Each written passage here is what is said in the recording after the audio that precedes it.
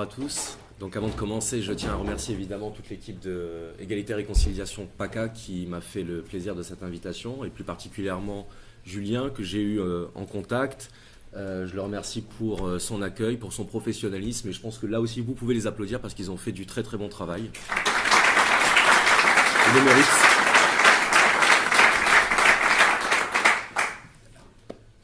J'ai déjà donné plusieurs conférences depuis la sortie de mon livre, La gauche du capital, qui est sorti en octobre 2014.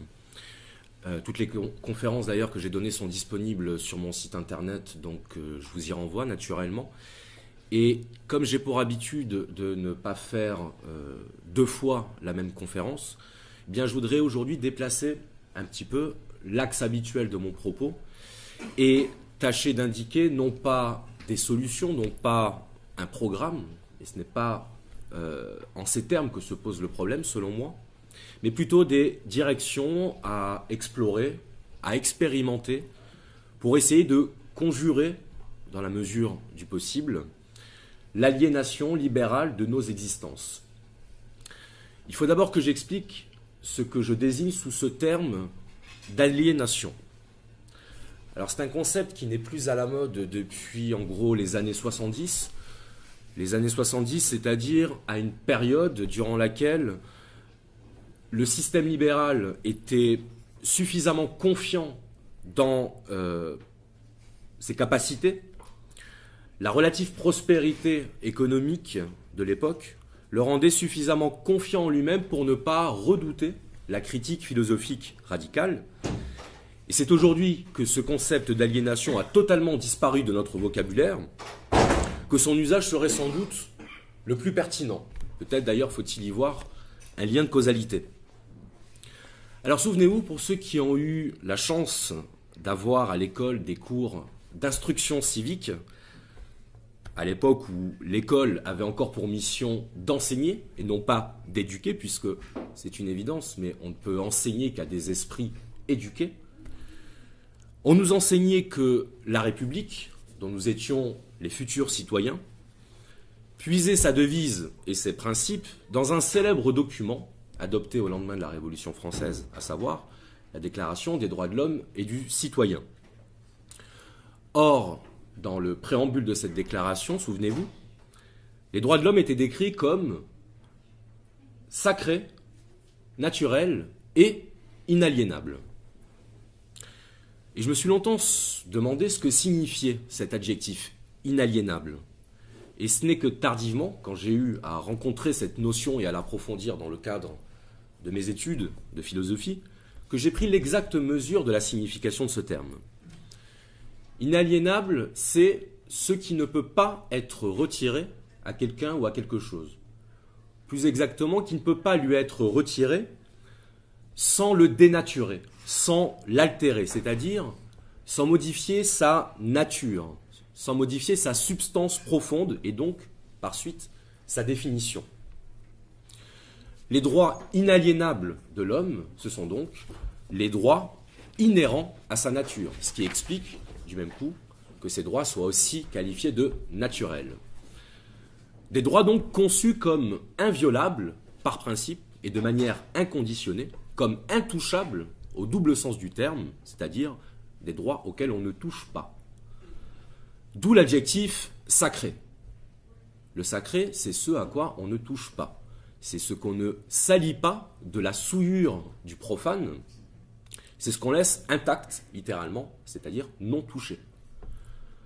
L'idée du sacré est donc une idée d'essence philosophico-religieuse, puisqu'elle institue une hiérarchie en termes de valeurs, une échelle d'appréciation orientée vers une certaine conception du bien et du juste.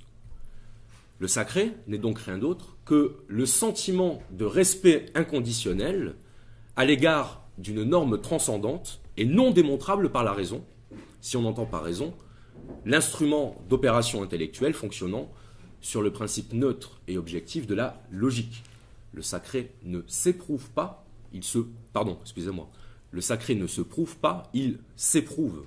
Il ne fournit pas de preuves, il nous met à l'épreuve. Celle-là, je l'ai piqué à Finkielkraut.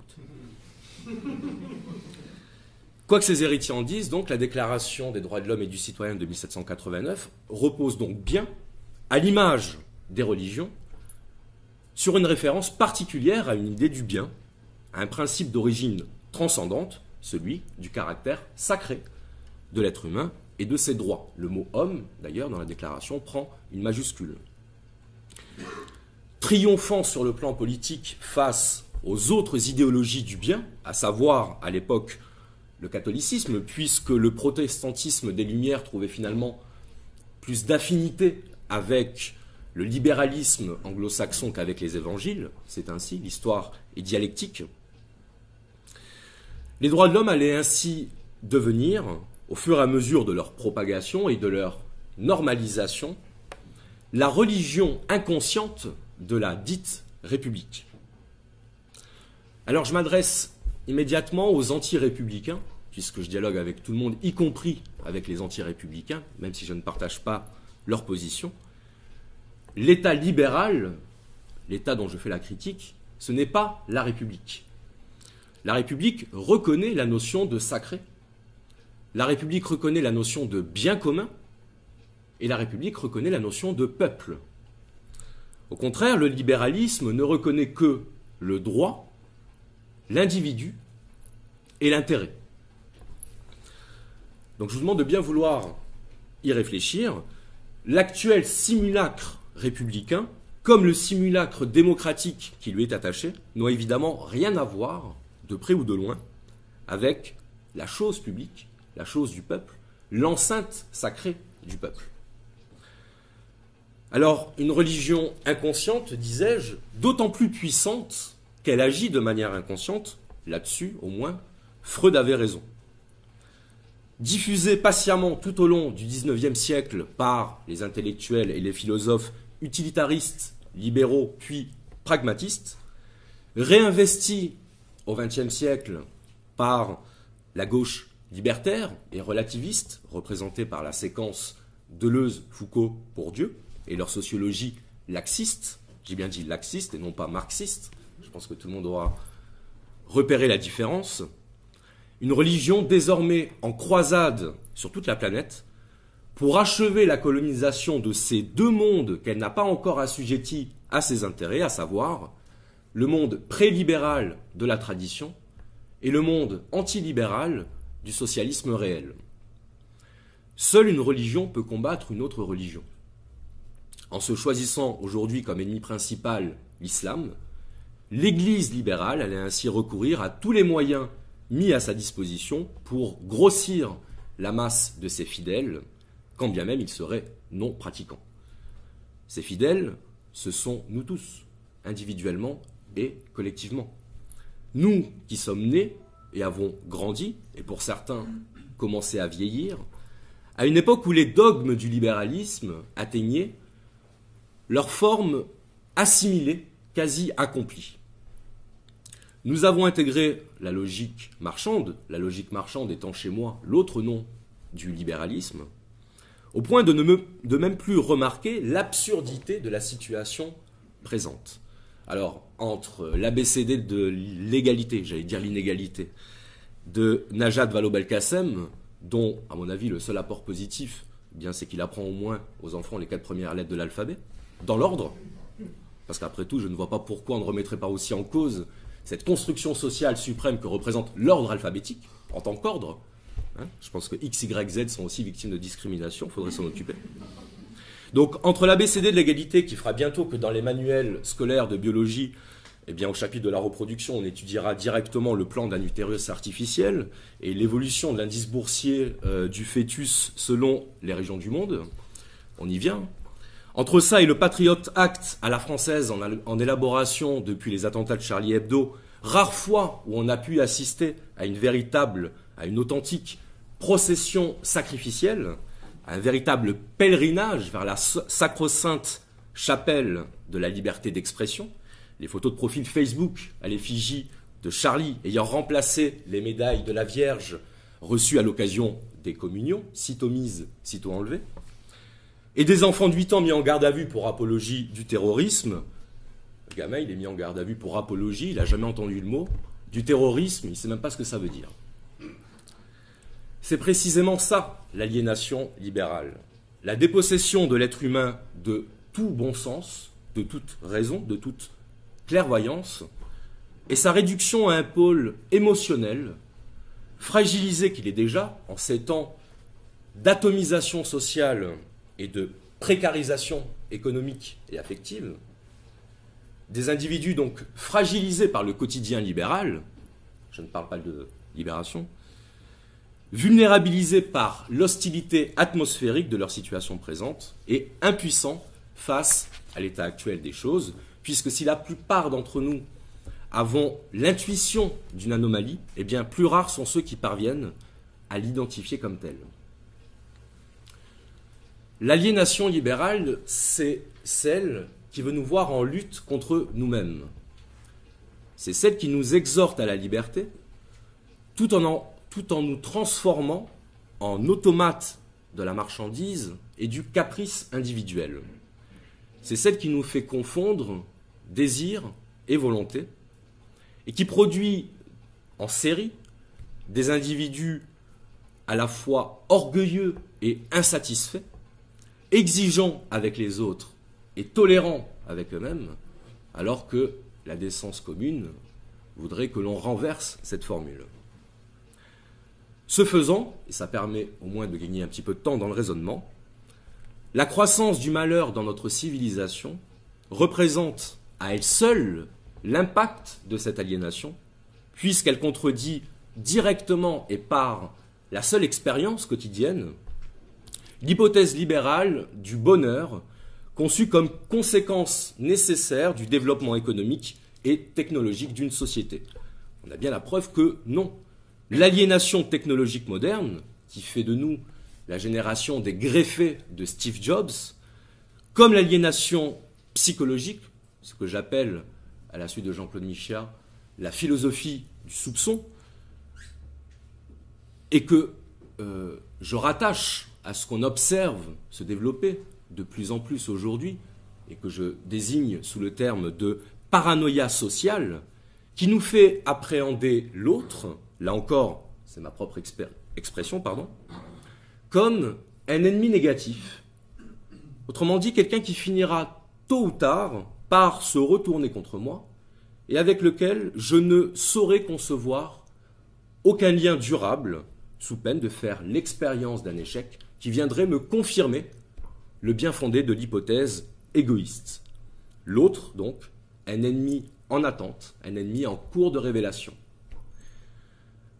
Alors je ne m'attarderai pas ici sur le phénomène des trolls sur Internet, si ce n'est que ce phénomène a ceci d'inquiétant qu'on trouve de plus en plus parmi ces trolls, évidemment sous une fausse identité, le très commode pseudo autorisant aujourd'hui tous les phénomènes de dédoublement de la personnalité et d'hystérie verbale, eh bien on trouve parmi eux, et j'en ai fait l'expérience, de plus en plus de professeurs d'université, des sociologues, des journalistes, qui publient des commentaires orduriers à peu près toute la journée, juste pour déclencher la polémique et se donner, momentanément, la sensation d'exister. Vous l'aurez donc compris, ce que je vise sous cette notion d'aliénation libérale, ce n'est pas seulement la dépossession de notre outil de travail et de nos moyens de production économique, c'est aussi la dépossession de notre outil de travail et de nos moyens de production spirituels, intellectuels et affectifs. Contrairement à ce que laisse entendre la vulgate marxiste, à l'encontre du marxisme réel, le prolétaire, ce n'est pas l'ouvrier. Le prolétariat, ce n'est pas seulement une catégorie sociale et économique. C'est une catégorie anthropologique. C'est une catégorie totalisante, englobante, qui désigne à la fois l'assujettissement de nos corps à la grande machine économique, mais l'asservissement de nos esprits, de nos âmes, au néant symbolique du libéralisme.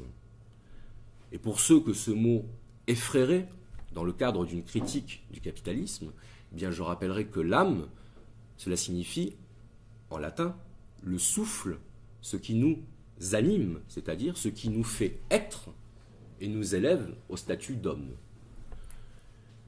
Et c'est ici que nous revenons, après en avoir effectué un tour succinct, à notre question d'origine, celle des droits naturels, inaliénables et sacrés de l'être humain. C'est parce que l'être humain est fondamentalement irréductible à un simple carrefour de sensations, c'est parce qu'il est un animal physique, mais aussi symbolique, c'est-à-dire un animal qui produit des idées, un animal qui produit du sens, qu'il peut parfois agir en discordance avec son intérêt égoïste et qu'il peut se révéler altruiste quand il estime que le modèle de l'homme économique ne suffit plus à satisfaire ses attentes et ses aspirations. La grande erreur du libéralisme, c'est d'avoir cru qu'elle pouvait faire digérer cette pilule philosophique qui consiste à assimiler le bonheur à la liberté, le bonheur et la liberté, non plus à l'accomplissement de l'être, mais à l'accumulation de l'avoir. Les nouvelles technologies jouent aujourd'hui ce rôle d'animation, c'est-à-dire littéralement de maintien de l'âme, un maintien artificiel, puisque reposant précisément sur des artifices, sur des produits, sur des marchandises, sur des objets de consommation qui définissent les nouvelles modalités de notre rapport à l'existence. C'est parce que cet animal symbolique qu'est l'homme est condamné à ne pouvoir se satisfaire d'expédients, à ne pouvoir se satisfaire du divertissement publicitaire que propose la marchandise, à ne pouvoir se satisfaire d'une existence exclusivement dédiée à l'ameublement matériel et affectif, qu'il peut être décrit comme porteur d'une dignité, c'est-à-dire d'une valeur et d'un caractère sacré, comme le postule la déclaration de 1789. C'est précisément pour cela que la critique de l'aliénation libérale prend véritablement sens. Sans la présupposition de ce caractère sacré de l'être humain, sans cette présupposition d'une valeur humaine qui dépasse toute valeur marchande, eh bien je ne vois personnellement aucune raison de défendre, selon l'expression du NPA, nos vies plutôt que leurs profits. Si nos vies valent plus que leurs profits, incomparablement plus, c'est précisément en raison de l'aberration de l'hypothèse libérale d'un homme foncièrement égoïste, calculateur et malhonnête. On aura beau répondre à ce genre de considération par le mépris, il n'en demeure pas moins que c'est là le fond du problème. Que voulons-nous? Est-ce que nous voulons gagner notre qualité d'être humain, ou est-ce que nous voulons nous maintenir dans la servitude à l'égard de nos maîtres? Est-ce que nous voulons seulement assister passivement au spectacle défilant de notre existence, ou est-ce que nous voulons pouvoir en choisir et en définir la destination? Rimbaud disait « je est un autre ». Au fond, c'est la meilleure définition donnée à ce jour à ce concept d'aliénation que je vous expose depuis tout à l'heure. Le libéralisme ne s'est pas contenté de nous rendre étrangers les uns aux autres, suivant le principe, j'appellerais de physique sociale, de l'atomisation. Il a également réalisé ce prodige de nous rendre étrangers à nous-mêmes, convaincus que la liberté, c'est l'absence de lien, convaincus que le bonheur, c'est le fantasme, c'est-à-dire l'illusion, l'image du bonheur. En dépit de la recommandation des anciens pour lesquels exister, c'était d'abord s'accomplir, c'est-à-dire devenir complet, s'améliorer, se perfectionner, eh bien nous assistons, impuissants, au renouvellement idéologique des générations, pour lesquelles l'existence se résume de plus en plus à une succession précaire de séquences éphémères et discontinues, à une mosaïque biographique sans aucune ligne de fuite, sans orientation ni perspective. Le renforcement des antagonismes communautaires, l'entretien des rivalités par l'idéologie de l'ego, la propagation du modèle du consommateur capricieux, le fameux client roi, représentent autant de signes quotidiens de l'emprise de cette aliénation libérale sur nos corps et sur nos esprits. Une aliénation dont on ne sortira qu'au prix d'une véritable réforme de nous-mêmes, préalable indispensable et condition nécessaire de tout projet d'émancipation collective. Je sais que de nombreuses personnes viennent à ce genre de conférence avec l'espoir d'y entendre les mots susceptibles de fournir les moyens d'une lutte et d'une résistance concrète. Je ne prescris rien à qui que ce soit. Je dis seulement, agir, c'est d'abord incarner. L'exemplarité transcende les discours. Le comportement dit ce que les mots et les livres ne pourront jamais dire. Si nous voulons être entendus, si nous voulons que l'on prête un tant soit peu l'oreille à nos paroles, commençons par les incarner. L'action est un langage, elle est même notre meilleure porte-parole. Je vous remercie.